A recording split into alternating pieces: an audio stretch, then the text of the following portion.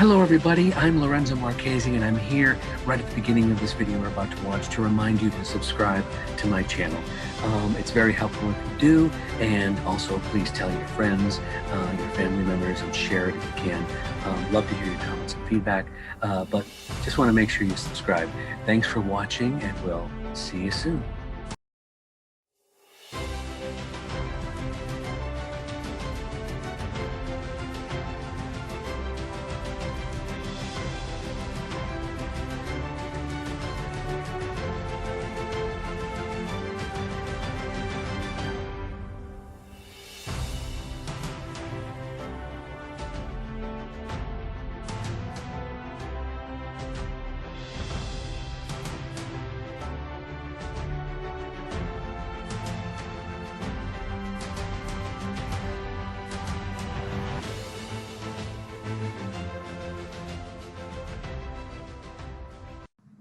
Hello everybody and welcome back to another episode of the Geek Authority Show. I'm your host, Lorenzo Marchessi, and this is yet another show where I get to talk to wonderfully talented people, be they actors, writers, directors, authors, musicians, choreographers, people behind the scenes like set designers, and so on and so forth. Today I have a very, very extra special guest. I've seen him perform in his many projects he's worked on, as well as I've seen him perform on stage because he's a brilliant actor. His name is Mr. Robert Towers. Hello, Robert. Thank you so much for doing this. My pleasure, Lorenzo. How are you? And I want to do this interview from the point of view today, I was thinking about it, of the average working actor. You know, there are stars, but a lot of people have no idea about what actors go through, what we do. The average actor, I'm not talking about, you know, there are so many of us. The guys who don't get sent scripts, the guys who have to go on auditions and wait 2 and 3 hours, or go to, they call cattle calls, where 400 people all vying for the same role. And, you know, and you stay with it for some God knows what reason, and you just keep at it. And I've been doing it since I was a little kid, you know. And I think you do it because of the thrill of the you get to pretend to be people, you get to dress up, you get to be in these environments that you would never be in, and some are historical. You know, you will never be. You know, I've always been interested in just about everything, you know, and so what a way to experience being back in time, or being in the future, or doing, you know, or being in a fantasy character. Yeah, that is it. And it's just that I think so many people get the wrong idea. They say, God, all actors are rich. We know that's not true. No. You know, well, they're the working stiff actors who have to be. It's perfect. Those guys. It's perfect to talk to you because you've had a variety of roles. You've done a variety of different kinds of acting, and we're going to cover all of it. So we'll take it a little bit at a time. But I want to start out from the beginning. When you were born, did you jump onto the stage right after birth, or how did that happen? Where were you born? Where are you from? I'm from New York City. I was born in Manhattan in 1936, which is a very long time. And my parents, you know, I was raised like an ordinary kid, but around the age of 5 or 6, I found I could read. I started reading early because, you know, my mother would do the picture books with me and made out words, and I just had this ability to read. So by the time I was 5 or 6, I could read pretty well. And at school, they did this show where people would act things out, and I would read this book, and they would act the stuff out. So my mother liked it. She went and saw it, and she had a friend at CBS called Bennett Lowry, and this guy was casting things. And so she took me over there, and they said, yeah, we'll give him a shot. And I read for them, and suddenly I found myself doing little kid parts on radio. Now, let me take it back to a time where there's such a thing as radio drama, radio music, radio comedy. So radio was what TV became, but it had better pictures, because the pictures all came from you and was out of your imagination. So I was able to do that. Not all the time, but on occasion. And it was a big thrill for me to do it. And what age were you? How old were you there? 6 or 7. And I was able to do it. Now, most parts in radio were played by either little girls, you know, most kids' parts were played by little girls or occasional little boys, but mostly adults doing kid voices. So I was a kind of an anomaly, a real kid. I had to stand on a chair. Sometimes I still do, but to reach the microphone, and I loved it. This is in New York, right? This is in New York, of course. 45 Madison Avenue was CBS, and NBC was in Rockefeller Center, not far from there. And though I worked at CBS, they also would send me over to NBC occasionally, and I didn't have an agent. This worked for this guy. Anyway, it lasted a little while, and then I started going to camp and doing shows there. I had one of the people I loved as a kid and who was a big influence on me as a child was Danny Kaye. Remember Danny Kaye? Oh yes, oh yes. Hans Christian Andersen. So what I would do is I had this record, this record album. Those days there were no LPs yet; it was all 78s. So I had this big album of his songs, and I memorized all of them. I just learned them. So whenever at camp, when they do these shows once a week or something, I would be up there on stage doing a Danny Kaye routine, and it was so much fun to do. And I learned how to do the double talk he would do and all that stuff. And I just loved doing it. And then they said, would you like to do a play? And I had never done a play before where you memorize stuff. Because radio, it's easy. It's right there on the screen. On stage, in the theater. In the theater at camp. I was so encouraged by it. And my parents started. But I think in New York at the time, I was more interested in school and being a kid, listening to Jack Benny on the radio on Sundays, reading comic books. I was an ordinary kid, but I did love that. And my mother, God bless her, took me to the theater regularly. So I was a theater. As a matter of fact, when my mother was being separated and was getting a divorce from my dad, we lived separately downtown at a place called the Royalton Hotel, which is off 44th Street, right in the theater district. So wow. We were there, able to go to the theaters. I kind of got it conflated with movies because I'd see, oh, this play's going to open, it looks interesting. And then 3 days later, it had closed. And I couldn't understand that. Movies at least lasted a week, So, but I learned fast about that theater. It's an iffy proposition sometimes. Anyway, so I grew up in New York. My mother was going to get remarried and decided to move out here to California. And she also wanted to go up because my mother, why she wasn't a movie mother or one of those kind of people, she did encourage what I wanted to do. And my father did too, and all the friends and everybody. They would say, Bobby's going to be an MC when he grows up, or this. And that's... To Los Angeles? To Los Angeles, yes. Mm-hmm. And I have lived here on and off ever since. So that's... You met your wife here? I met my wife here. Well, this is my second wife I'm with now. My first wife, I met, here when I was doing a show, but that's many years later.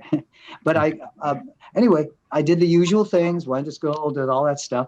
Always interested in doing plays. When I went to Los Angeles High School when I was about 15 years old, I started to do shows there, and that's where my interest really zoomed up. Oh my gosh, I want to do this. This is what I really want to do. There was something about it. Now, do you remember your first play you did? Your first big play? It was Shakespeare. The first play I did at camp, no, I don't remember those. I did Alice in Wonderland, played the Mad Hatter. I'm almost embarrassed to say this. We did a production at camp. This is at Balfour Camp in Minerva, New York, upstate. We did a production of The Green Pastures, and I actually did it in black. I am so embarrassed about that. But wow. I did. But culturally, back then, it wasn't like it is now. Oh, no. Nobody had an idea. We weren't being racist. It was just, we didn't have any black people at it was the times. Thank God now that's all gone. But right. Well, but at least it gave me an experience of doing that. Yeah, it gave me an experience of doing it. And I did a lot of different little things like that. But the Mad Hatter seems to be most suitable. Anyway. Okay. So how did the transition go from, I'm assuming you've done tons of commercials and the on camera for TV and film. Did you get an agent when you got out here and that's how it launched? No. I tried and it just never, and I just couldn't click as a kid. It wasn't until I was about 15, I started to do those plays at school that people saw me. First play I did here was Julius Caesar, Shakespeare play. But then we did My teacher is at the high school was a man named A.J. Wenig, and he had this. He loved old plays. He loved these old plays. Like one was Clarence by Booth Tarkington. There was Death Takes a Holiday, a play called Outward Bound. I don't know if you know about Outward Bound. Outward Bound is this play, and I love doing this part about this people on a boat, and they don't know why they're there. And it turns out they're all dead, and they're going between life and death. It was one of those, he did all these unusual plays, but it gave me a look at, because, I never did anything really contemporary with him, but it was fun, and it was fun to do. And I did contemporary stuff later. Went from there to Santa Monica College because my grades were horrendous. Well, not all the grades, just my, what was it in math. So I couldn't go directly. I wanted to go to UCLA. I had wanted to go to UCLA since I was a little You're child. an artist. That's what I want to do. So I went to Santa Monica, where again I got wonderful opportunities with original plays that were done there. I got to direct a little too. I did Death of a Salesman there. I did so I began to do more contemporary stuff, and then went to UCLA, where I was able to do not only plays but to learn about film and film acting, because I took theater as a major, but film. So I learned editing and camera and all that sort of thing, which is stood me in such good stead, because I do understand now when I work how it works, what a light does. Although the light, this what it's great. Camera angle, camera position, blocking. Yeah, exactly. That's all. And also about editing, which is my favorite thing to do, because I learned how you piece these things together and how important it is. And all this kind of things, and reaction shots, and all this kind of thing. So when I worked, I would use the jargon, and they were surprised because they don't expect actors sometimes to know what the hell is going on, but we do. We know. I'm sorry, did I say a swear? Anyway, they didn't really know what we were doing. At any case, I got to go to UCLA, and then there was a show on called Matinee Theater at that time. Now, it was a great idea. It was created every day at noon on NBC. There would be an hour play live. This was in the 50s, say early to mid 50s. And this show was on, Matinee Theater was on for a couple of years, and I got to do one of those. And wow. Without an agent. Somebody saw me, did something. Right. Most television in the 50s was live, though. All the variety shows. Yeah, there was it was getting to be a lot of film stuff, but I think it was a man named McCleary who was at NBC, and Albert McCleary, and he wanted to do live things. He still had the, because when I first started watching television back in the early 50s, it was almost entirely live. At Kraft Theater, Studio One, all those wonderful shows with live stuff, and with writers, some of the best writers in the world who later got, Patty Chayefsky, people like that, would write for these shows, and they were all done live. But later on, and we'd see them here, unfortunately, in California. We had this problem because everything was done live, but there was no what they call microwave or coaxial cable yet. It was not made yet. So everything was on kinescope, which was a way of filming off the tube and then sending it out like to California. And we'd see a week later. I see Christmas shows in the middle of January because sent by and you can tell I've seen some of the old videos of CinemaScope, and you can see the flashes of the camera recording, like obviously a TV, projection kind of thing. Yeah, you can tell those older shows. So wow. I got to ask though, when you that was done in New York, right? Those live shows. That was all. Most of the shows were done in New York. There were things happening here.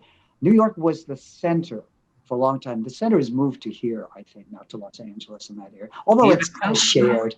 It's kind of shared. Now, and I noticed. I say Canada's got a lot of our business. Yeah. Oh, Canada. Well, all of them. Yeah. We got. It's everywhere. Georgia's now a big filming company. Atlanta's big, Canada, Vancouver, those places, and very often they double for New York on certain shows. Anyway, so but at that time, most things from New York, but this was a live thing from Los Angeles. Anyway, got to do that. Went to college, UCLA. Got to do a lot of shows there, and the big thing that happened, and the thing that changed my life, was one of the people. Later became a producer um, at UCLA. Said, you should be, I like what you do. You've got some talent, but you need to hone that in. You should do Ashland, Oregon. It's a Shakespeare festival there. It'll be the bridge for you between what we do here, which is basically amateur, into some kind of professional theater. So I said, really? Shakespeare? I don't know. He said, well, give it a shot. You can go up there and audition. So I did audition for them, and my first season, and I got to do some very good roles, up there. I was really pleased. The Fool and King Lear. I got to do Burgess in nothing. I got to do, and later Pompey in Measure for Measure, these wild characters, because everyone always thinks of the leads like Hamlet and those guys, but they're also all those wonderful supporting roles that Shakespeare wrote. And I had a real appreciation. Ashland, Oregon, for those who don't know, has this Shakespeare, used to have every summer Shakespeare festival. Now they're open all year round. And you'd be outdoors. It was totally outdoors. They would do these plays with no cuts. So when we did King Lear, it was almost 4 hours long. And people would sit outside at night. The show would sometimes start as the lights went down, say at 7:30 at night. They would start and they can go till they finished. They do the act, they'd have an intermission, but if you had needed a bathroom break, you were in a lot of trouble. So I got to do that. And someone came up and saw me. This was a friend of my father's, actually my stepfather's. And he came up to see it and he said, I like what you do. I know some people at Screen Actors Guild. I'm going to talk to some people, maybe getting you in the guild. I said, really? I said, yeah. And I became, in 1959, I believe, I got to be a member of the Screen Actors Guild. So I've been a member now for a long time. And it didn't lead to immediate work, but it did give me that wherewithal. And so I finally, I got an agent through it, not a particularly good one, but he worked really hard. And to try to get me stuff. One of my favorite things. Okay.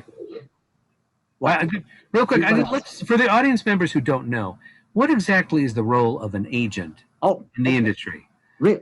Okay. An agent, it's very hard in our business because there are so many things casting, so many things going on, to do anything without someone representing you. They negotiate contract for you.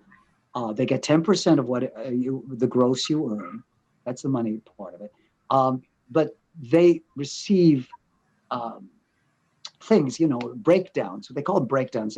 They tell you a breakdown shows you what is going to be cast, what the parts are in it, something about it. It's a project. Say Steven Spielberg is going to do 1941, that movie he made.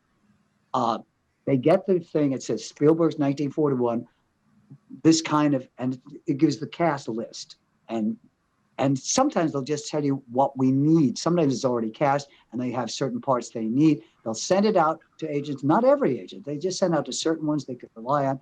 The agent then looks at it, finds people that they have signed, who are in, they've got pictures of them and their resumes, what they've done, what they haven't done. And then they will submit it to the producer or the casting office. And those people will decide whether or not they want to see a certain person or not. So it's a long the whole time they're talking to the agent and the agent's talking to you. The agent then, the agent will submit you. Sometimes they don't tell you they're submitting you, but they will submit. And then the agent will then call you and say, okay, you got an appointment, like I do today, at a certain time and place, and you have to be there and audition. And then they will send you a breakdown. In other words, tell you what the part's about. Sometimes they're what are called sides, which is an excerpt from the script, the whole big script. that has what you do on it, what your part might be. And isn't it true though? Sometimes they give you fake or temp scripts that aren't really part of the project. Isn't that true too? Sometimes I've not had that happen. Usually it's just um, a scene that will reflect the strengths or something of a certain character. Sometimes it's a very small part and they have to just do what they can, you know. They rarely, if ever, show you a whole script. And they're called sides. When I was a kid, sides are what you kind of all you got. Very often, you would not get anybody else's parts. You just get your side. But Right. that's how it happens. Anyway, that's what an agent does for you. For that, they get 10%. They take a chance. They gamble along with you. Right now, you go to the respect- audition, you read the sides, Right. and Then they call. Then they you but usually wait. Let's talk about the audition. Is that process? Is it straightforward? Do you just come in and do your thing, or do they adjust you, or do they make you do improv? I hope, I always hope they will adjust me because you really are going in the dark. Like I am now. Well, I'll go back now later. But what you do is you go in. That's right. You go into an office. You wait outside. Usually, and what you always think you're unique until you go to an audition, and there are 12 other guys who look just like you or have something. And Is that discomforting? Is that discomforting, or does that make you kind of? It used to. It's a little discomforting, yeah. But by this time now, of course, oh yeah, hi, we get to know each other. So, but you wait, and then you go in, and today, now it wasn't in the old days. The old days they just have you write, and look at somebody, and they'd read with you. And they would adjust you. I got to do a Star Trek, and they were really great about it. They said, no, it's a little too much, too theatrical. Can you bring it down? We need you to be real. They will do those adjustments for you. A thoughtful a casting person. Some casting people just, actually went on a thing one time. This casting lady, I walked in and said, I know exactly what you're going to do, who you are. Just read. I read it. And said, really? Okay, you got the job? Goodbye. Yeah. No, I didn't. Wow. Now, and by the way, when you get the job, that's called booked, right? You're booked you the get job. booked for a specific. That's right. And then the contract goes to your agent. Huh? The contract goes to your agent. All that the contract goes to your agent. Usually, well, I usually have it sent to the agent, and then you sign there at the agent's office. Today with emails and stuff, they can email you can sign it that way. But yeah, so that's what you do. And then that's what happens. They do it for. Huh? Do you know the origin of why they call it booked? You're booking a job. Please tell me. No, I'm asking. I don't know. I have no idea what it is. Why they call it booked? It's just it's like one of those phrases they have all the time. You never know. You say certain words and you don't know the origin. Oh, you know the old genre of like gambling. They used to have bookies and things, and I always thought maybe that was a gambling thing. Yeah, I don't know. I just thought you would know. But it's the thing is you can't do it without an agent though, because they're the ones that they contact. And I was once out at Walt Disney's thing reading for something, and I heard them talking, and they had this certain roles that came up, and they said, all right, I want you to call this agent, this agent, this agent, nobody else. So they are sometimes very specific about who they want. They probably know the kind of clients they have or the quality of people they have. And so not all agents are created equal. Or is it political, do you think? It could be political too. Yeah, I'm not sure. Okay. But let's do this. I'm not so naive, I don't think that way. But what's the difference between an agent and a manager? Well, first, a manager gets 15%. And a manager works with you personally. And an agent has a lot of clients. You always in the movies, I always wonder about that in movies. You see when somebody when they do a thing about Hollywood and somebody goes in and the agent's with them. I never had an agent go with me, ever. But a manager sometimes will. A manager will because they have a real personal interest. They handle other things too for you, and they make sure you look right and you do things. And sometimes a good manager has connections that an agent doesn't have. Wow. And I'm sorry to say this, but everybody really knows it's true. It's very often who you know, and it's it's the manager who might know this guy or might have a friend who knows the producer or director and can put in a word for you. You still have to do the work. In other words, you have to be right for the role. You have to present properly. But the advantage is you moved to the head of the line because you knew somebody. That happens. I'll tell you, jumping ahead a little bit, when I did Your Good Man, Charlie Brown, the show, playing Snoopy, I had seen the show was going to open off Broadway. And I love this character. And I said, I can do that part. I learned that because I'm very small, I'm only 5'2". So I learned that everyone in that show had to be 5'5" or smaller. So I immediately wrote a letter, sent a picture to New York. And I wrote this funny letter. And when I went to the so-called cattle call for the show here, and they said, you'll have to go on that. They won't make individual appointments. So I went to this thing. There were like so many people. I finally went in to read for them, and my picture was there. And they said, oh, we know you. There you are. We were waiting for you to come in because I said, why didn't you contact me? Or they never contacted me, but they had my picture there. But when I sent it to them, and so I had an in, I guess, but I read and they liked it. They called me back again. We'll do it again. And, but it had no effect on the final decision. Final decision was up to the producers. And there were 6 groups of, because there's 6 people in the show. There were 5 groups of 6 of us. There were 30 people at that final choice. And they chose this one, and this one, and this one. Okay. And that was the group they put together. And I was one of them. And as it was, there were only 5 because Gary Burkhoff, was the original Charlie Brown off Broadway, was out here to do the show. So it was only 5 of us who were chosen. And so he had gotten to the, if you don't know Gary Burkhoff, he was Radar and MASH. Right. Years and won the Now this is the touring cast or the Broadway cast? No, now let me show you what in that show. They would open up casts in various cities. The first one after off Broadway, it was off Broadway in New York. It wasn't on Broadway till many years later, but it was a big success. It was a little show. They then opened in San Francisco. They opened in Boston, then San Francisco. Then they decided to come to LA. And so we became the LA cast. But each city had its own company. Right. Rather than a touring thing. Later on, they did do a tour, but they decided to open it. Wasn't there a big Broadway opening, like Kristen Chenoweth was part of the cast? Well, that was many years later. Right. Many years later. They then created added Sally Brown the show. The show opened in 1966 or 67 off Broadway. And the LA production was cast and opened here in March of 1968. And that's the one I did. And let me tell you, to take you back in time, the top ticket was for $8 at our show. Wow. So, and on Broadway, I don't think you paid more than 30, 50 bucks to that won't even buy you a candy bar anymore. I know. Yeah.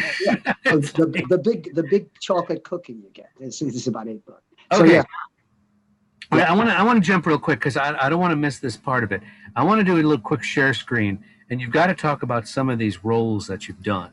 Oh. Now, yeah, like look at this here. This is a headshot, I assume, right? Yeah. Okay. You want to give a shout out to the photographer or no? What? You want to give a shout out to the photographer? Oh, on that one, yeah, Rob. I can't remember Rob's last name now. He did the same one who did my daughter's pictures. And my daughter was on your show a little while ago. One of the most talented human beings I ever met, by the way. What are we looking at here? Okay, it looks like a small version of you in a uniform. Oh, as a little kid. Yes, during World War II, my stepfather was in the Army. And I wanted to dress up because, we all wanted to be patriotic and loyal. So I am about 7 or 8 years old here. And I'm in like an Air Force uniform with wings and stuff like that. And that was me. Okay. In this one, it almost looks like you're Hamlet in from Shakespeare's Hamlet. This is a headshot I did. They call them headshots. They for those who don't know, you have to get these made so that it's like your calling card when you go to see an agent or something. This is me back in 1968, before I did Your Good Man Charlie Brown. It's probably the best picture I ever took, and it doesn't look a thing like me, but I love it. I think this is just it's just a typical headshot of me at that time. It's got that Hamlet feel, though, doesn't it? Don't you think? Yeah, well, it has. I thought, even though I'm short, I could be a leading guy. Little did I know I was just going to be a character actor, and I even had hair there, which is amazing. Listen, it doesn't matter your height. Mickey Rooney was a big star. Oh yes, he was of course, he was the biggest star in the world for a while. No, I never worry about my height. I just wanted to overcome the stereotypes. Right. I always try to do that. Oh, now this picture is from when I did Your Good Man Charlie Brown. I played Snoopy, and there's a song in the show, and I did that show, by the way, for 2 years, and then did it other places too. Anyway, Snoopy does a number called Supper Time, and it's all about his supper dish, and he goes absolutely insane about his supper dish. Now you notice I don't have any dog face. The show was attempted to be very subtle. Our director was amazing, and he just said, no, we're not going to do dog faces. You're not going to be dressed. You're not going to have a mask on. You're just going to be plain makeup. And what you did, the guys who played Snoopy had dark pants, white shoes, a white turtleneck sweater, and that was how it was dressed. Occasionally wear a hat, like if he's doing baseball or something. But so he went absolutely crazy, and there I am dancing above my dog dish and doing this leap. Very cool.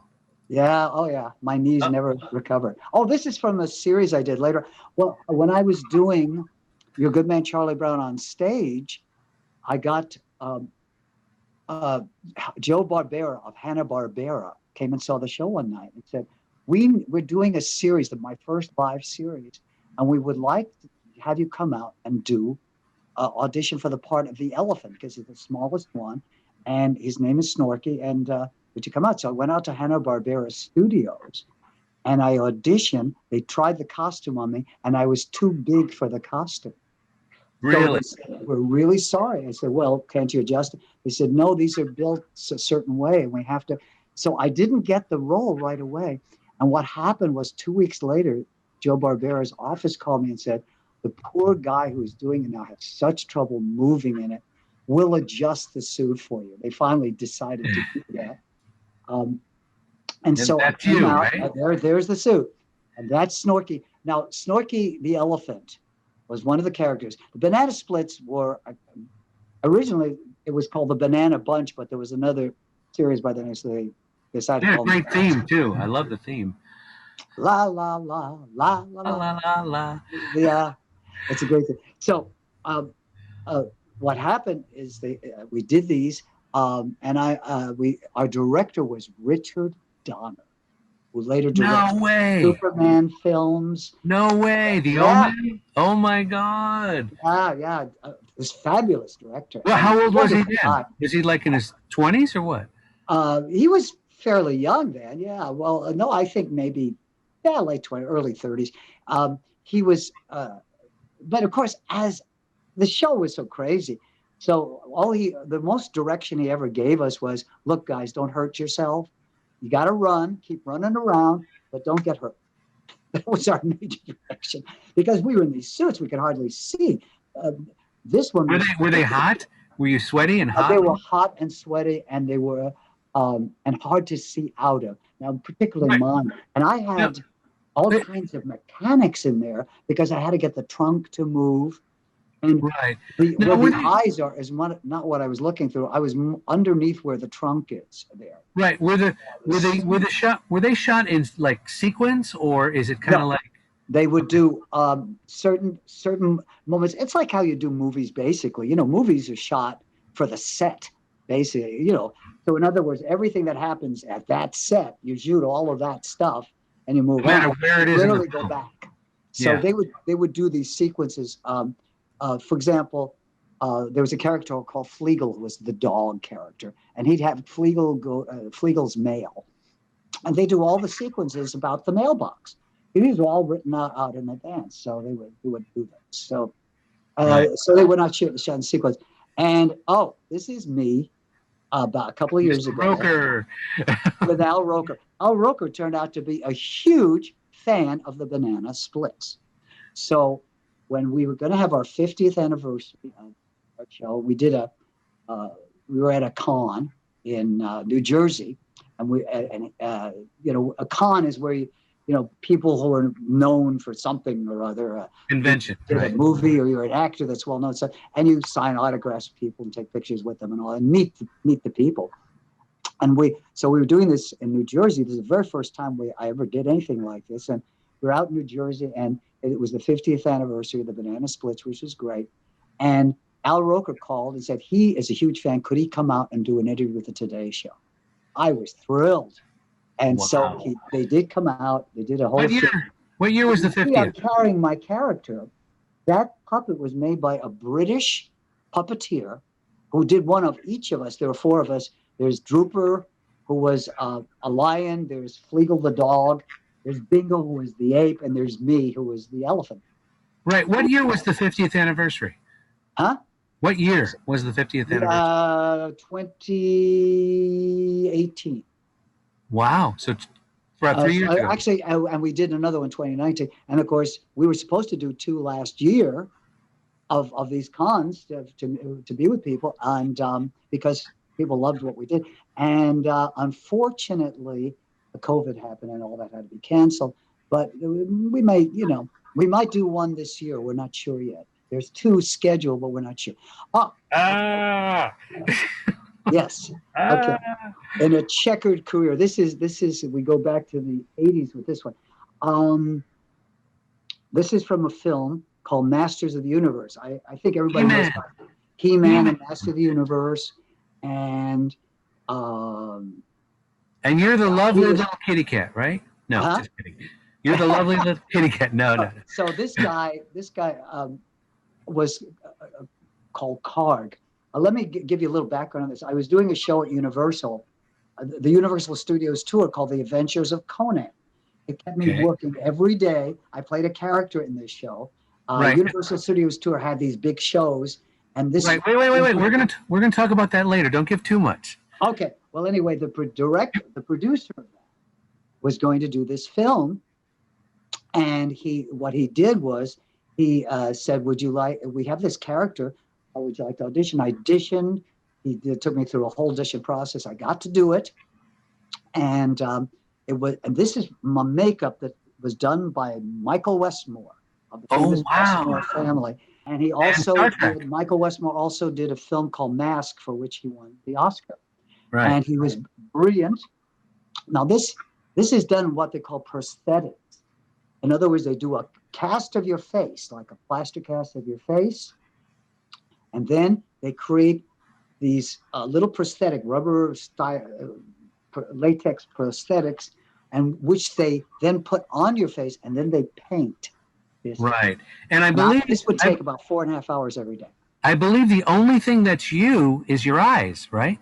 My eyes are me, and then the rest is all kind of, Because you were wearing like teeth too, right? I would imagine. Yeah. I think I had weird teeth in this. That's right. And there's the teeth. And the wig. Look at the wig. Wonderful wig. Karg was a great character. He's one. Now he's one of Skeletor's minions. Right, and it looks like you're wearing contacts. Is that contacts? Yes. They were animal contacts. There was a lady in England who would paint these contacts, and they were glass contacts. And I must tell you about glass contacts. You can keep them in for about 30, 35 minutes, and they have to be taken out because your eyes just need the rest. They hurt, yeah. And you're definitely wearing teeth, because unless your own teeth are black, those aren't those are definitely teeth.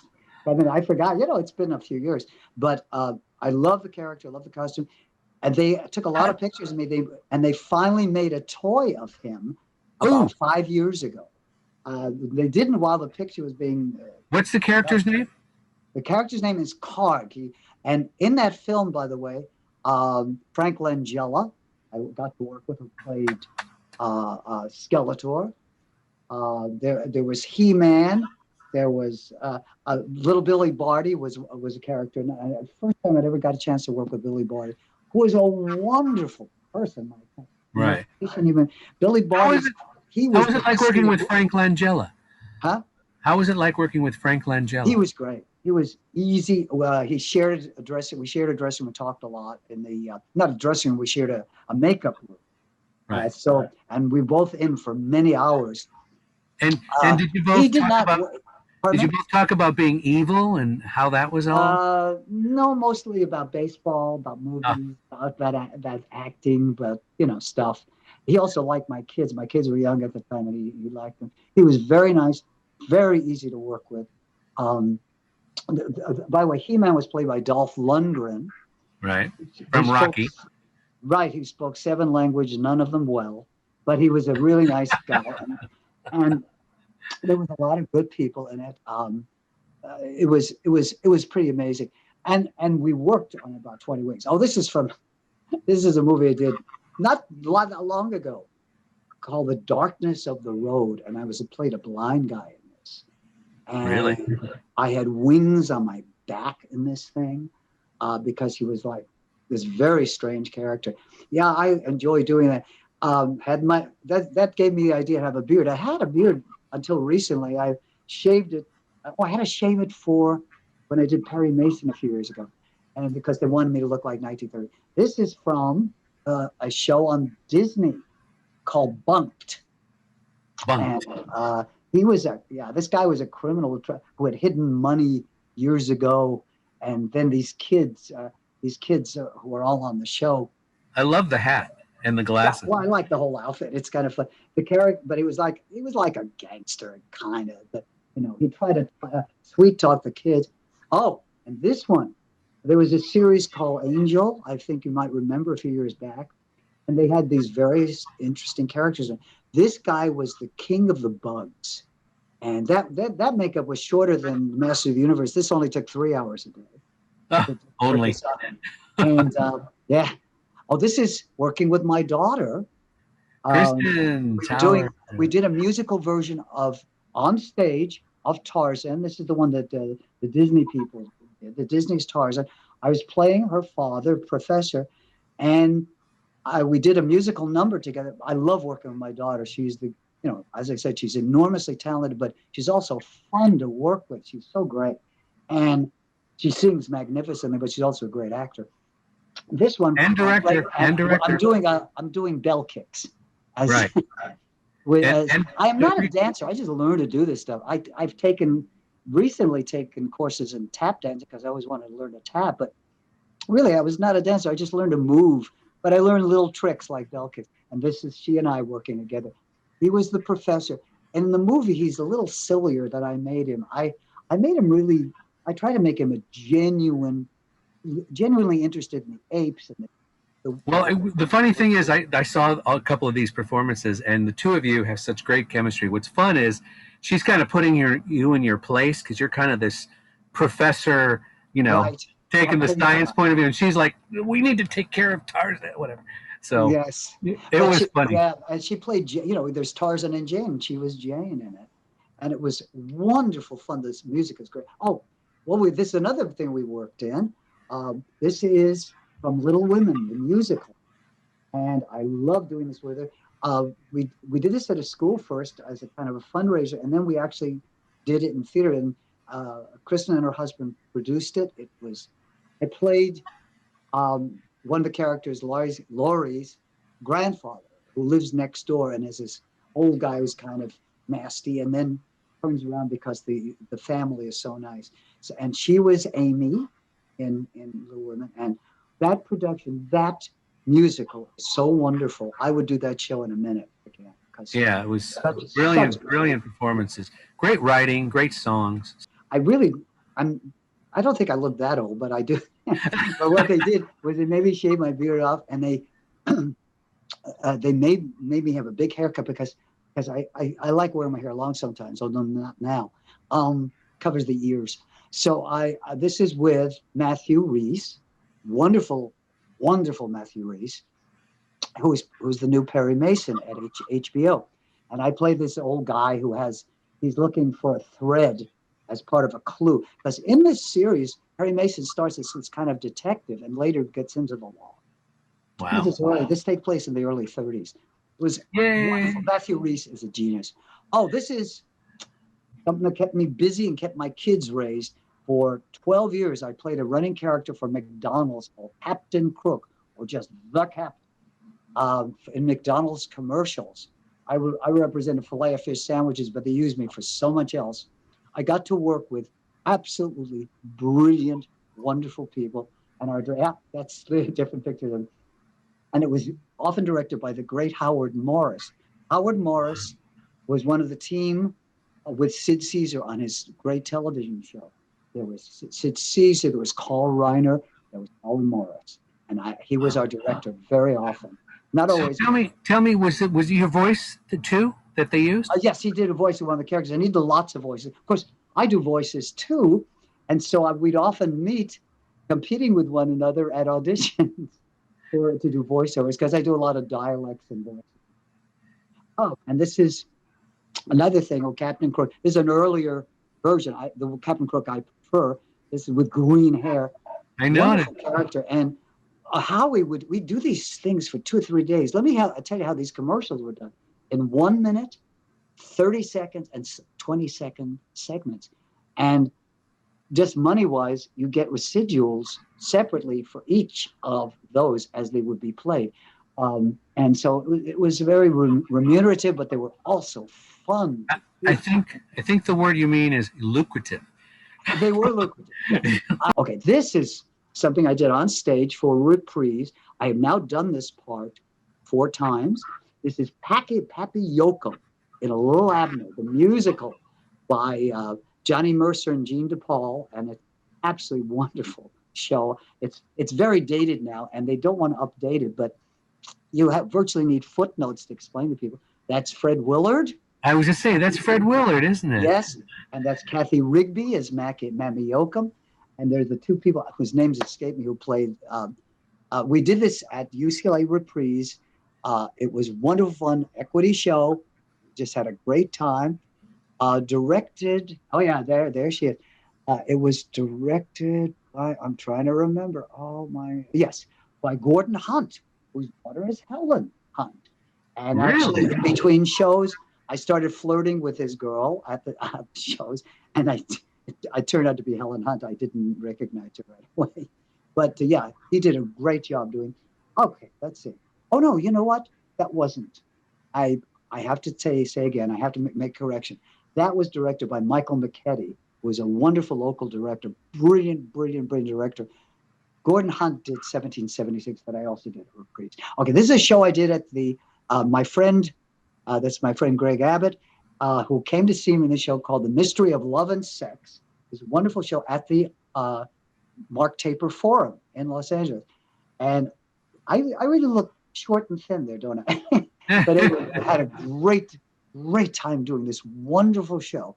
Oh, this is... I love this. Will and Grace. This is great. This is Will and Grace. This is the group of lawyers that Will decides he wants to join, and I am part of that group. These are all character people. That show, watching that show and how it's created and how it's done, watching these phenomenal actors do this show is such a lesson. I learned so much doing that. Okay, so you've got to tell, what was it like working with Will? Very nice guy. Really nice guy. What's his name? Very busy guy, because he was directing something at that time. He's also was doing a science fiction show on some cable thing. They were all busy. All of them. Watching the man who played the next door neighbor, I can't remember his name now, on the show, Will and Grace. Yeah, this is watching them create comedy. The script is there, and then working with the director, excuse me, Jim Burrows, who I'd worked with previously on a play. But Jim Burrows is such a wonderful director. But they are so free with letting everybody come up with ideas, and the producers are wonderful, but they're tough. They let you know when you're not being funny. And they, by the way, I had one line in that. And here's Will. I'll tell you about this. Is me saying this to him. Will is not deciding, and all these people are talking to him. And I lean over to him, and I say to him, "Run!" And that was my line, and it got a big laugh. So I felt good about it. But it was quite an experience. Oh, this is a musical I did. This is from a musical version of The Merchant of Venice called Something of Silver. It was written and directed by this genius. I'm sorry, I just work with a lot of geniuses, called Tony Tanner. Tony Tanner was the original star in London of Stop the World, I Want to Get Off. And he also is a star of the film of it. And Tony directed this where Shylock sings, and this is me as Shylock.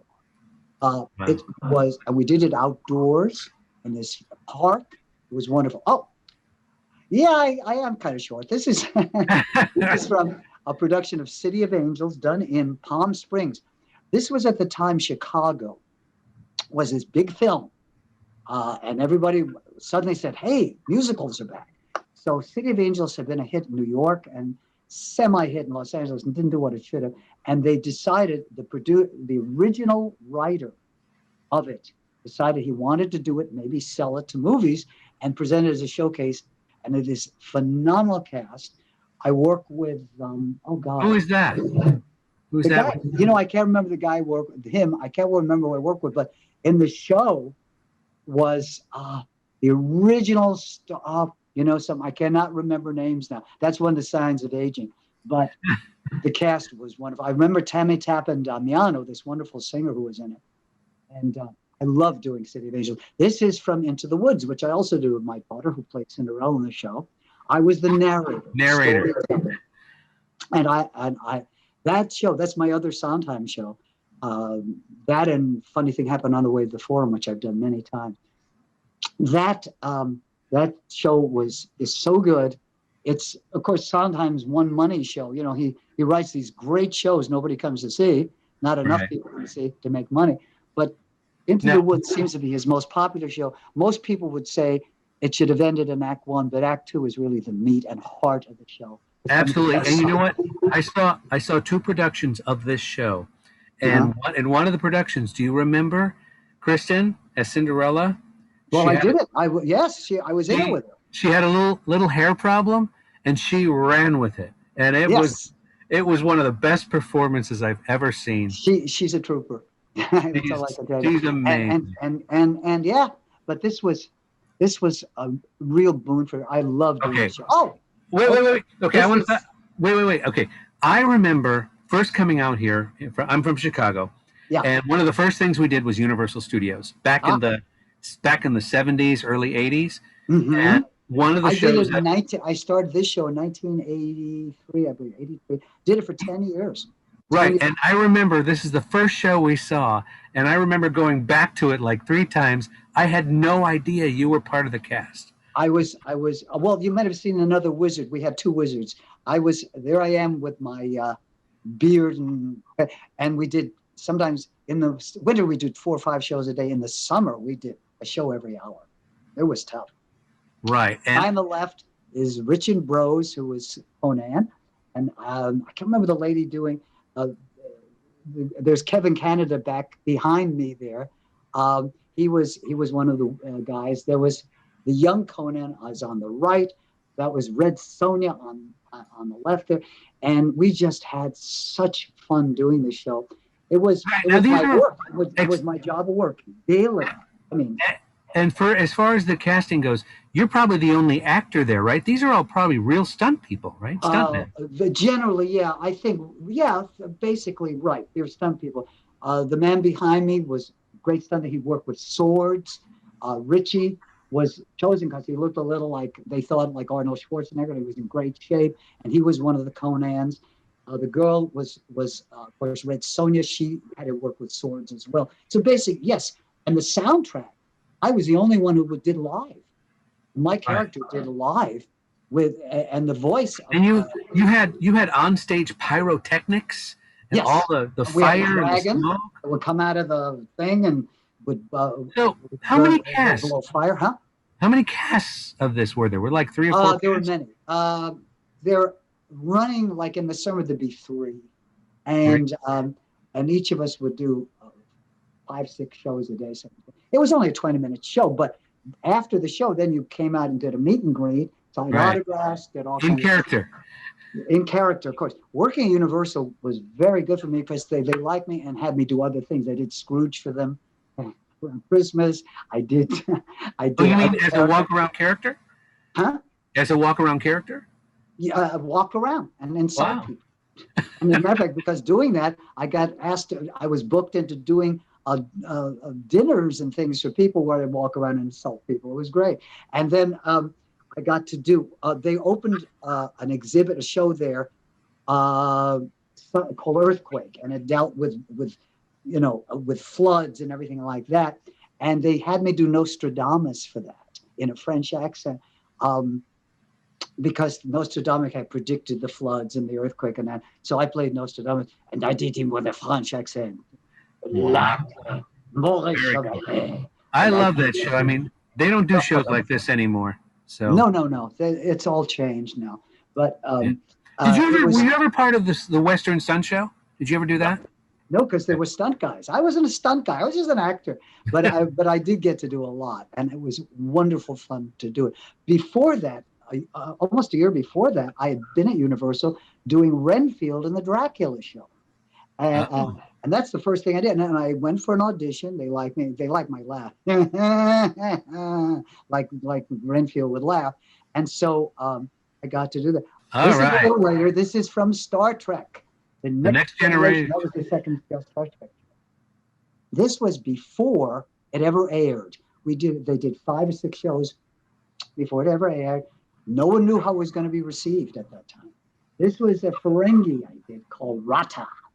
And this was great to do. My makeup guy again was Michael Westmore on that show.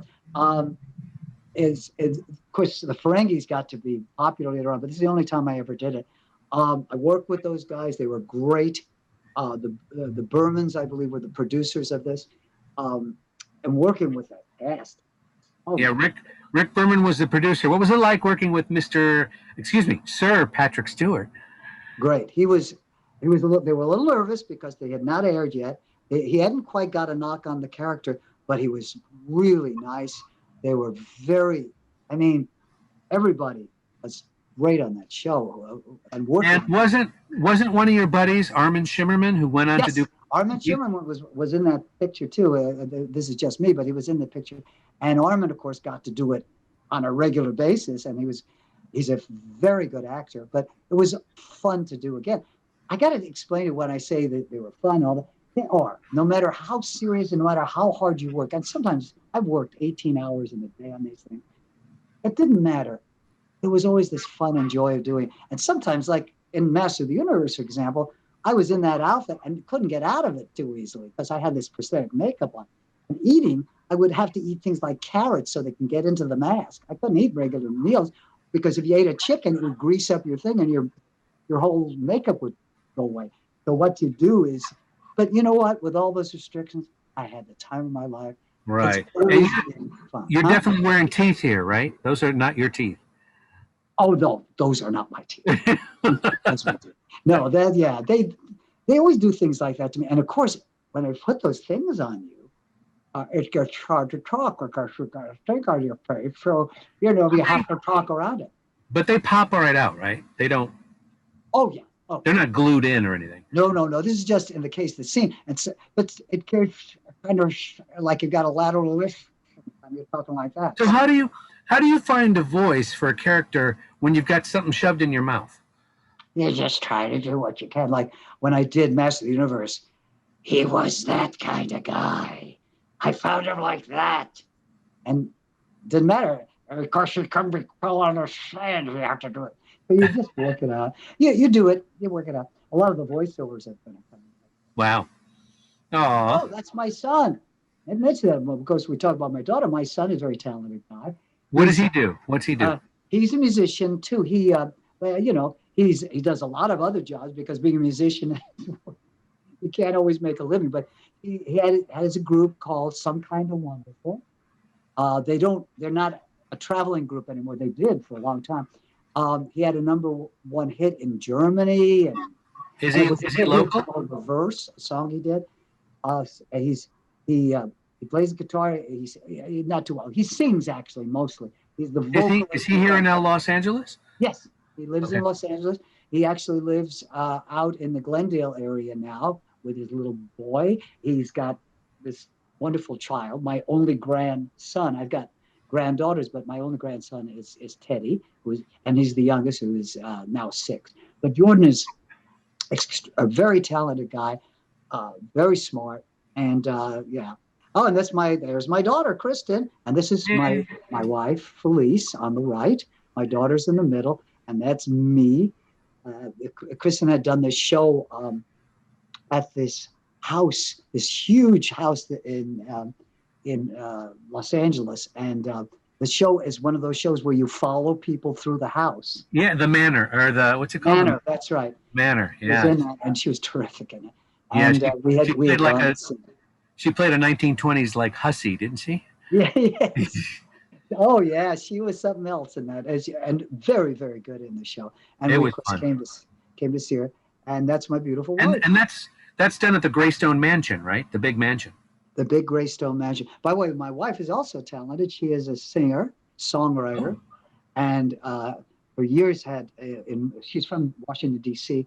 and for years sang all over Washington. Did a lot of work, and she still works on music and does music all the time. So we met in Venice at this restaurant, and we had talked a lot. So I introduced myself to her, and I said I'm still short, which made her laugh. And we started talking, and have not stopped ever since. What year was this? What year was this? What year? This was in 2015, December of 2015. And because I knew she loved theater, so we did that, and we really bonded on that trip. I mean, we were both very circumspect, but we bonded and I got to love seeing her every day, and I really fell for her, and that's what happened. And I made a commitment to her a few months later, and then we were married. And April 3rd of this year will be 2 years ago. And then we had a big marriage ceremony where everybody came, September. So we actually have 2 anniversaries. Oh, this is another headshot by Rob Bowers. Rob. Yes. Okay. This is the last one, and that's me when I'm looking. What an amazing career you've had. Now, just real quick, I want to show you. I did some research, and you know how you can Google anything these days. I guess so. What do you have? Look what I found here. Do you know that you are mentioned in various websites? No, I didn't. You're on Apple TV. Not only that, it lists all your screen appearances. Really? Did you know that? I'm on IMDb, and I know about that, and and as a matter of fact, my wife had to make a correction because my birthday is 1952. And she said, have you been lying to me? Are you younger than you said? Did you know Apple TV did this? No, I didn't. How about guess this? What? Oh, they got Raven's Home. That's right. We didn't mention Raven's Home. That's fine. I see. This is the timeline. Right. Wait. Okay, this is. I don't know if you know. This is called Bing, and Bing. When I did a search on Bing, it has your entire career. Now, if you look down here, this is what I thought was fun. Did you know you were born? Yes, but not 1952. I was born August 1936. I know. I thought of that, and I'm like, wow. There's Terrified. When I got out of the Army, I was in the Army 2 years. When I got out of the Army, that was the first film I did. I was directed by Lou Landers, who directed 1,000 films. I have killed more directors because what he said was, Robert, he said, okay, I did Bewitched. Oh my God, Banana Splice. This is fun. Look at that, Medical Center. Yes. What was it like on that show? How was Medical Center? It was fun to do. oh God, what's his name? Who was the lead? I can't even remember. There's his picture. And it was with France Nguyen, the Asian actress. Wonderful. I did the series Dr. Dolittle for 2 seasons, voiceover. Helizonia was a film I did. Yes. I lived inside a telephone. I did Beretta. Love Beretta. Bobby Blake. Oh my God. Was he cool? Was he good to work with? Robert Blake, yes. I was a criminal in it. Yeah. Goober, that was Goober in the Trucker's Paradise. That was a pilot for a series that never went. That was Goober from the Andy Griffith Show. Okay. George Lindsay. And I did the show. We actually spent about 2 weeks doing this pilot. Santa Barbara, the series. Yeah, I played a guy from a graveyard in that. Kid Video was a voiceover series I did that 2 seasons. Played a character called Cool Kitty. It was on NBC. Cool Kitty sounded like this. Hey, man. It's Cool Kitty. I'm talking to you. Yeah, so I was Betty Boop. I did a couple of parts. I did an Italian guy. Your Good Man, Charlie Brown. Of course, I had done the show. I got to know Charles Schulz very well. And he chose me to do the voice for Snoopy on the animated version of Your Good Man, Charlie Brown. That was great. Stewardess School. Oh, God, yes. I played her boyfriend, a wrestler's boyfriend on it. I'll never forget that. Real Ghostbusters was, of course, a voiceover series. Wrinkles, it was voices for these puppets. It was a lot of fun and handle the puppet. Kathy was based on Kathy Guswhite's animated thing, and that was also a TV show, and that was nominated for an Emmy. I was very pleased with that, to be part of that. Masters, of course, we know Masters of the Universe, as Star Trek Next Generation. Up the Trot. Oh, my God. What fun that was. What's his name? I can't remember the guy. He always had this. Oh, but this is more interesting. The Making of a Legend, Gone with the Wind. I did the voice of 2 people connected with Gone with the Wind. It's a whole documentary about the making of the film. And I got to do Max Steiner and some other characters. Let It Ride was with Richard Dreyfuss and Terry Garr, who my good friend Terry Garr had done a show with. And it was done. We shot it in Florida. I played an ex-jockey who touts elderly women into betting on certain horses. It was like a Damon Runyon thing. It was fabulous working there. We worked in so many places there. Switch was, I played it, that was with, with Jimmy Smits and Ellen Barkin, directed by, of course, the man who was married to, I can't remember names now. But anyway, good film. I did Frasier. I played a kangaroo. And Frasier's ex-wife does a children's show, and I was part of that. Love that show. Summertime Switch. I don't remember that, but I know I did it. But Will and Grace, yeah. Part of the, I told you about it. Angel, I was the bug. Power Rangers, I was a wizard's assistant. That was fun to do. Einstein's Playground was a film. We shot out part of it in Death Valley. I played Einstein. And I had to ride a bicycle out in Death Valley. And we shot it about 7 a.m. It's Always Sunny in Philadelphia. I was a nasty jockey. I just got off a movie I'd done called Benjamin Button. And this part was so much fun to do. And boy, he was nasty. And I could improvise much. That's a good show. Ghost Whisperer. They liked me because of my hair. It was a ghost. Sarah Silverman, I did her special. Played, of all things, an old person. And I played Einstein once on that, and I played another character, and I don't remember the character. I did 2 of those shows. Interesting working. I got to know her dad, by the way. Her dad, Billy Ray Cyrus. I liked him a lot. She was very young, and I didn't get to know her too well. This is the movie that changed my life. Curious Case of Benjamin. Next to Charlie Brown is the most important thing to happen to me. Get to work with not only those great people, but got to work with David Fincher, who was a textbook for me on film acting. His greatest thing he said to me, I'll never forget this. There's a scene in the film. I played Benjamin at the ages of about 9 to 15 in it. And of course, you don't see me. You see Brad Pitt's face is imposed on mine. It was done with special effects. But I'm the whole body.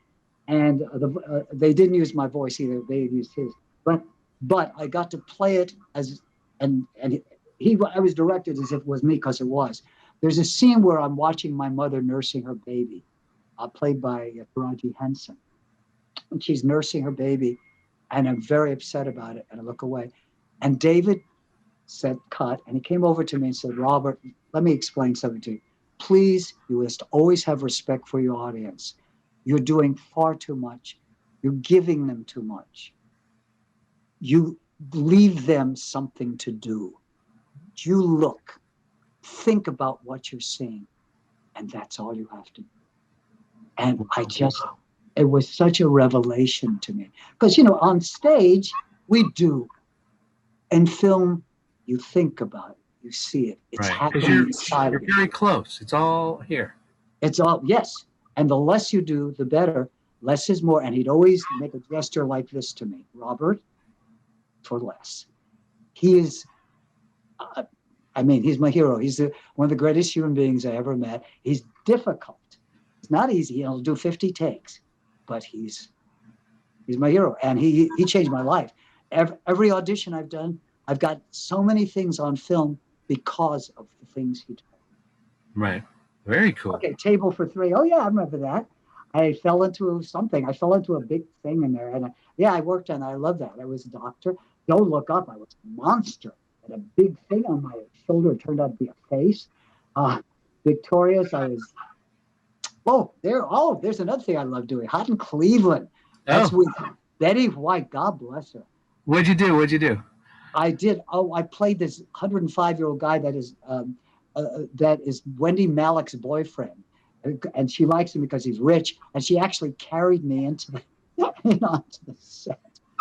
It was really fun, but the fun was watching Betty White work and how she's so funny. And they would send script things down to her. At the time, she was not a kid, and she's now, I think, 98. She was a joy. She is just. Okay, so what was it like with Wendy Malick? What did she think about carrying you? I did another thing with Wendy. I did a movie called Utopia with her. Wendy's okay. She's very nice. Who I really liked in that show was the other lady. What's her name? Valerie Bertinelli? Yes. Oh my God, she's so nice. One of the sweetest human beings you'd ever want to meet. And this actor came on the show, and he looked around and said, and he worked on it a day, and he came over to me and said, this is what every television show should be like. People got along, they got together, they joke with each other. It's the ideal of what you think television is going to be like. It isn't always that way. Right. Terry was a little film that I played a priest in, and it's a charming, charming little movie. You see who's in that thing, and it's great. Eagle Heart, I did with Chris Elliott, very good actor. Sullivan and Son, oh yeah, that was a nice show to do. I enjoyed that a lot. I Will Follow You to the Dark. Oh yeah, that's it. Like the lead in the show came to me. I can't remember her name now. She came over to me in this film. It's a feature, and she said, we're really short of time. I said, it's okay, because I've been worked all these weeks and because I had a lot of dialogue. I said, I've worked on this for weeks. Don't worry about it. And I got it. We did it right. So it was fun. It was a very nice character. It's about this place used to be a hospital. No, it actually used to be a hotel. And I'm a ghost of a patient, and it was kind of fun. Silent but Deadly. Oh, no. That was, what the original title of that was? I'm trying to remember now. Oh, can't even remember now. But Silent but Deadly took place in the senior citizens home. And it was a murder mystery. Worked with some great people in that. Dead Time Stories. Yeah, I remember that. I was playing golf on that. Bunked. Yes. That was fun. Midsummer Night's Dream. It was a redo, kind of almost a modern version. Loved doing it. We shot it at this wonderful ranch out in the valley. Ravensville. Remember That's So Raven, the series? Yep. That lady growing up in our home. I played this crazy guy from a senior citizens home, and they teach me to dance and stuff. Oh, that was a joke. Now, I don't remember Soundwave, funny enough.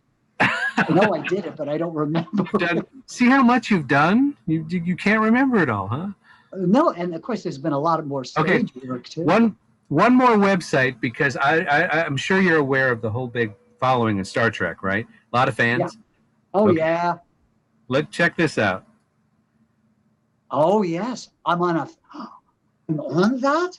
Yep, Really? it's called Memory Alpha, and it's the database for all things Star Trek. You've got your own page. Oh my God! It's got my right birthday too. I tell you. So that was just to give you a little hint of Oh my you God! are That's. out there, and to tell all the audience, I mean, obviously, I've that always what, been a little out there anyway, but I mean, that's. no, tell the audience out there that how much work you've done and how much experience you had, and You don't realize it while you're doing it. and You all think the I people haven't you've done worked anything. with, all the people that you worked with. It's amazing. You know something, Lorenzo? Yeah, That is the best part. The right. people you work with. Sometimes you don't remember what you Now, did. let's be honest. Not every experience was good, right? You've had a few. Not all of them, but I've always heard these. I always hear horror stories. Yeah. You always hear these horror stories. I fortunately have experienced almost none of them. Okay. Occasionally, yeah, and I've seen flares of temper and things like that. Okay, but Okay, we need to wrap this up a little bit. So, but before we do, I got to ask you something. Now, yeah, you're an established actor, and you've musical theater and radio and yeah. voiceovers. So, what advice would you give, with all your knowledge and experience, to somebody who's considering entering the acting world or the entertainment business? What words of wisdom, if you could tell yourself, even when you were 20 years old, what advice would you give? Be careful, but I tell myself, but read a lot. Read about everything. Read about all times and things. So and just use your empathy. I think empathy is the most important thing an actor has because you have to then put yourself in somebody else's clothes. It's when you play a villain, you don't think you're a villain. You think you're a good person. But as far as the basics, learn the basics, learn your profession, learn the history of the field you're in, learn about how acting was. Acting was different in 1920 than it is now. Learn what it is and learn about people. I used to like riding on buses and trolley cars, and I would ask, I wonder what that person is thinking. Where did they come from? Because you want to reflect the human condition. And also, as far as work is concerned and getting into the business, stay where you are, do stuff. If you're in a small town, if you're really interested, join a theater group, do it. Be bad somewhere where not a lot of people see you, because you got to be bad before you get good. Learn your craft. And you're even bad after you get good. And Right. then just do that and don't expect too much and do your homework. Learn the stuff, learn things, learn your profession, and then do it slowly. Don't be impatient. No, not everybody's going to be a star, but there are better things than being stars. Working actor. In my case, nobody knows who I am. It's easy. And the credits you have. In terms of the pandemic, how has that changed what you do now? Well, as I was telling you before we got started, I have an audition today. And what you do now is you can't go somewhere and audition. And I've done it about half a dozen times during the pandemic. You do like we're doing. You do an on-camera thing. I go what they call a self-tape. I don't do it myself because it looks like this looks. So I go to a place where they can have a little studio where they have lights, and then you audition that way, and then it's sent. It's uploaded to, I've gone through this whole thing from going into an office to doing tape to doing digital. There's so many things happen, and so that's what you do. We've had a few bumps here too, right? Today, right? We've had a few bumps here today, Yeah, right? That's all right. Bumps don't bother me. It's attitude. You're a great guy, and your attitude is so nice, and I really appreciate so much you're doing this. I appreciate you being here. I mean, I was nervous asking you, and Kristen, your daughter, was the one who said, "Oh, don't worry, he'll do it." That's right. Nobody worries. But anyway, it's been a pleasure. I love doing it. I got to get going and rush to my audition. So. Okay. All right. On that note, real quick, if you haven't yet, thank you again, Robert. If you haven't yet, somewhere on the screen here is a button that says subscribe. Make sure you subscribe. There's a little bell, and when you click that little bell, It'll send you an email when I drop a show, and you can watch it at your convenience. But I do want to go real quick for those of you who haven't seen any of my other projects. Just so you know, not only is there the Geek Authority show, I have the Geek Authority's Mysterious Chamber of Collectibles. That's where I collect things, and you and I can look at stuff that I've been collecting for years. I have Unboxing the Geek Authority, which is the show that I actually open things for the very first time that were sent to me, toys, whatever they are, models, that kind of thing. I also have the Geek Authority's Reviews, Opinions, Commentary, where we actually talk about different subjects and things that I like or don't like, kind of things, and review things, as well as the TGA's Talk About, where I get together with family and friends, and we talk about things from the past, like a show called Space 1999 with Martin Landau and Barbara Bain, and in the future, and we talk about future shows like Cobra Kai, based on the Karate Kid series. The last show I have is the one I've just launched, and I'm really having a lot of fun with. It's called the Geek Authority's Making Entertainment. And what that is basically I go behind the scenes before a project is going to be released, whether it's on Zoom, on stage, a movie, feature film, whatever, and I talk to the cast and the crew, so you get to learn how this project is done, what went into it, and how it was made. So with that said, again, Robert, I don't know how to thank you so much, Mr. Towers. My pleasure. Thank you. This was amazing. You're amazing. I could talk to you for 3 more hours, and we still would. I can go on forever. But anyway, I just want to say thank you again, and let's say goodbye to the folks for watching, and we'll see you next time. Thank you all very much. Thank you. Bye-bye. Bye-bye. Take care.